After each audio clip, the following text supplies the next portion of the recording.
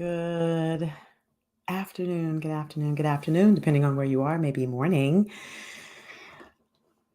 It has been um, quite a last few days, and there's so many things that I could say, so many things that I want to say. And what I am going to say is what I had decided to talk about, because this is not the last time you're going to be seeing my face live today. so, um, but I will start by saying that to uh, to say my heart goes out, or to say I'm sending love out to the people, the families who have been affected over the weekend by the mass violence, murders, would be insufficient. And so I'm still processing it myself, and that's where I'll leave it for now. For now. Today, I want to talk a little bit about truth and perspective. And, we talked about last week was, where are we dying to be right? Where are you dying? Where are you doubling down? Excuse me. See what's on my mind. Where are you doubling down to be right? And what is it costing you? And what is it costing others? Right? Where are you doubling down to be right? And today, I really want to talk about truth, and whose truth is really truth. What is truth really anyway? And I want to start out because I came across this parable, and some of you it may be familiar, but I'm gonna start out by reading this parable because I just think it's so interesting. It's called the blind men and the elephant. And so there were once six blind men who stood by the road every day and begged from the people who passed. They often heard of elephants, but they had never seen one for being blind. How could they?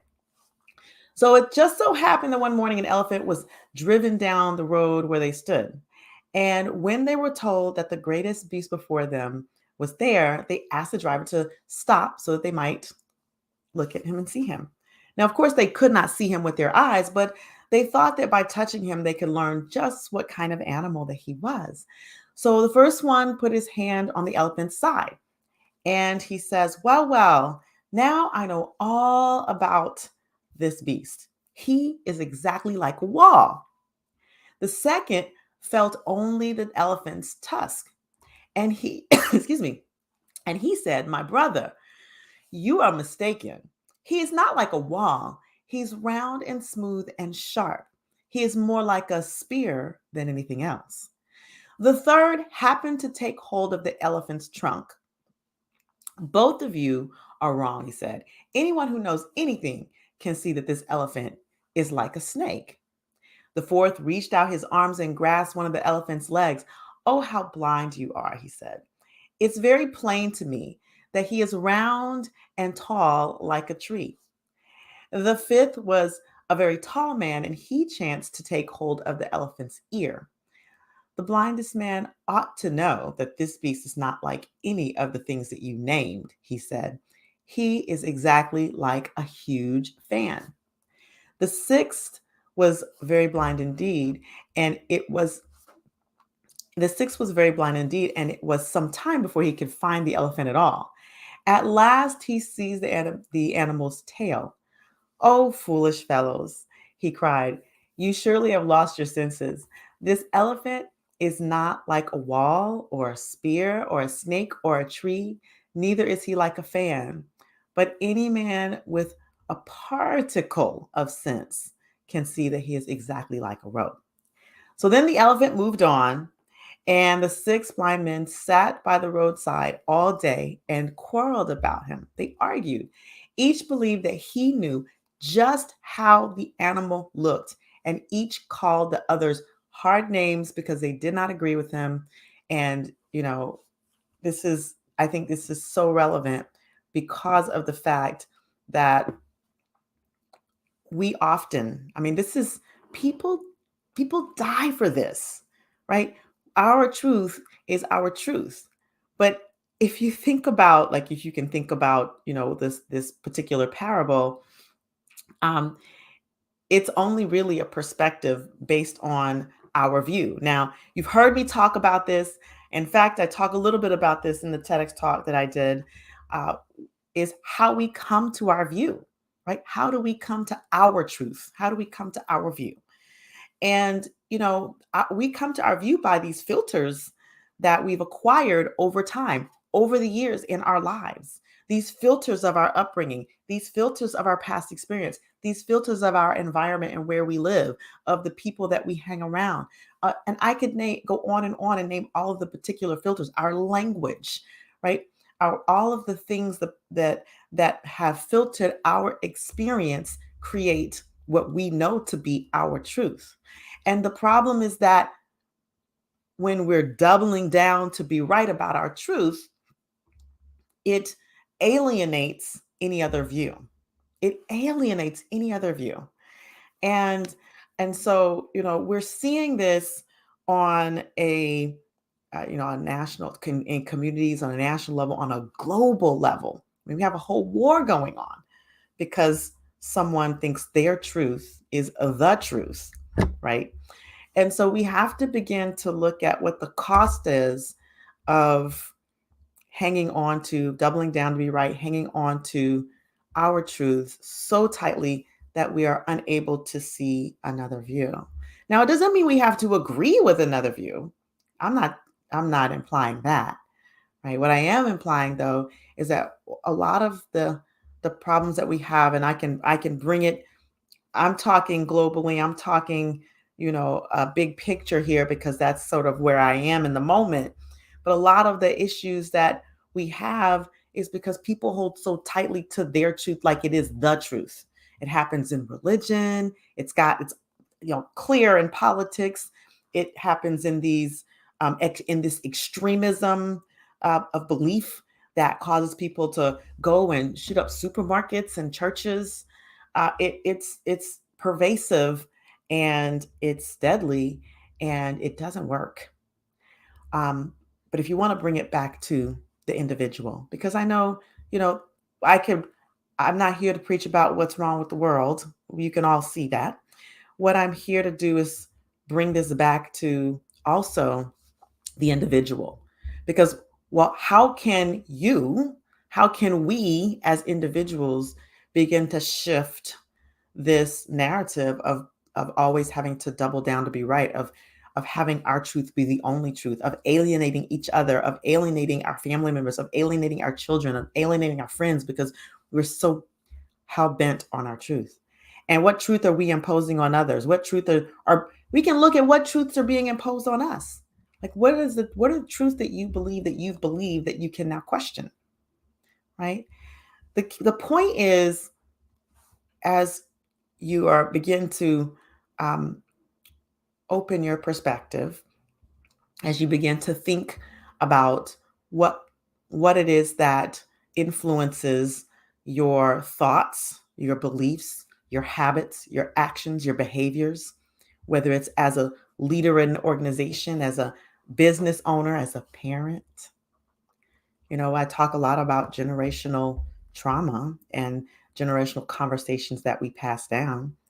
When I say generational conversations, they could be, trauma from things we experience, but they could be conversations that disempower us, and they could be also generational conversations of hate. That's what's happening, right? So the question is, as we are looking at the conversations that we inherited, that were passed down, truths that we've heard, we look at media and how media spins things, because media spins things all of the time. We can begin to examine more deeply different perspectives and come to our own conclusions about how we want to interact, um, the conversations we want to have and with whom we want to have them, based on multiple perspectives, based on us gaining multiple perspectives.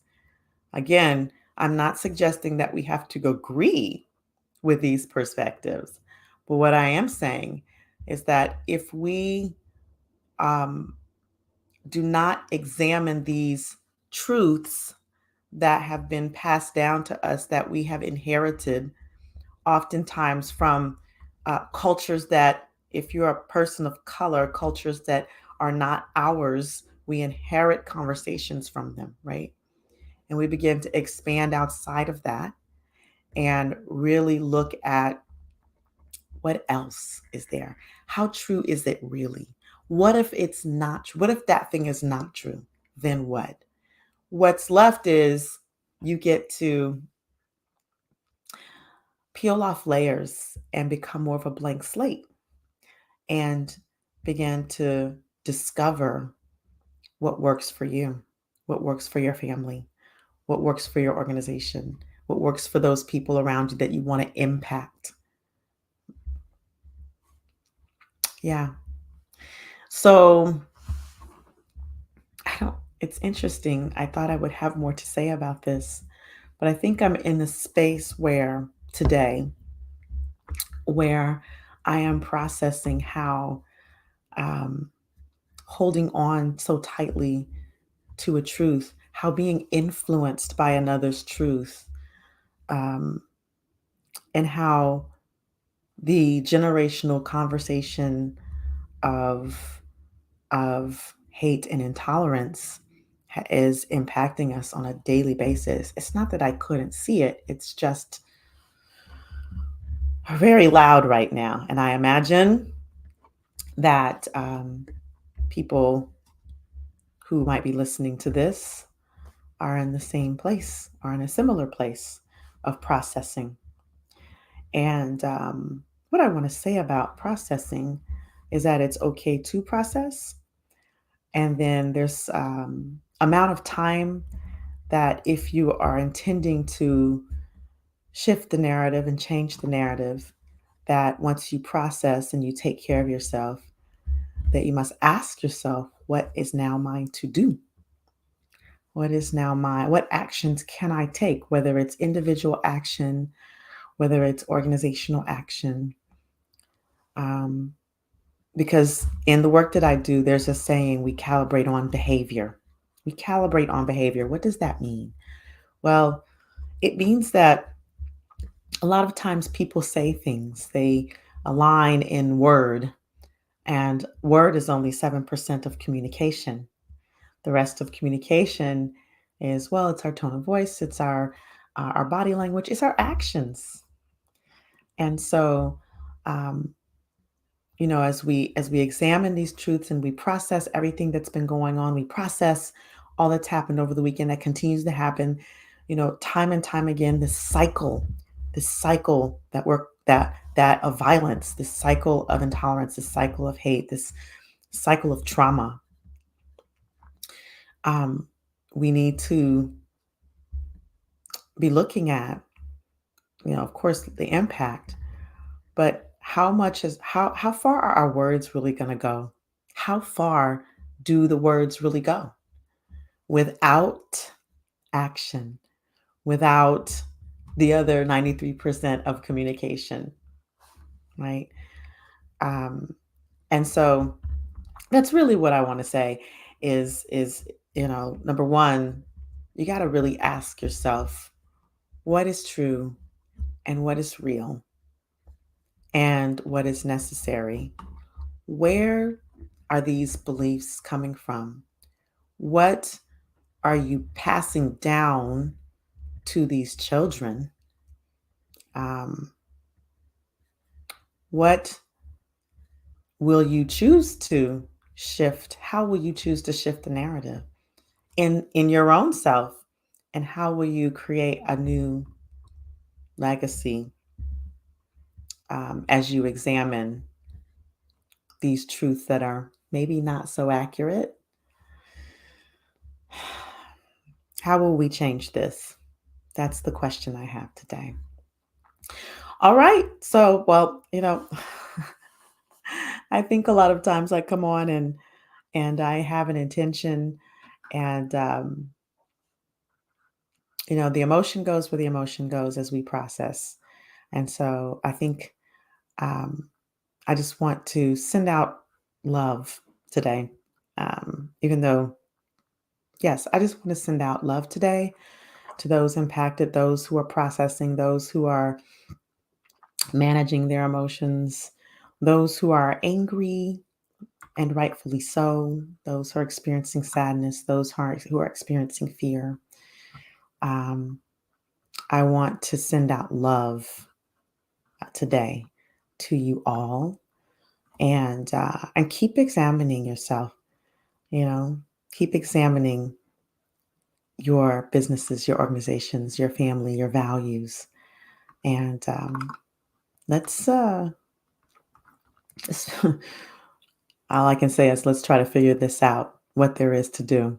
So many ways. There are so many ways to. Um, so many pathways uh, to shift and transform this, but we have to do it together. There's no way we're going to do it individually. There's no one right way. There's no one right way. There's no objectivity. There's just how we continue to support each other in transforming these conversations, these generational conversations of intolerance and hate. So, with that, I'm going to sign off. You know how to reach me, if you need some healing, if you want to see, I talked about my TED Talk earlier. If you want to see that, it's all over the place on my profiles, on all of my profiles. If you want to learn what I know about this work of mind remapping and neurolinguistic programming and to teach it to others, to spread that, you know how to reach me. All right, you all, stay safe out there, and I will catch you on the next one. Peace.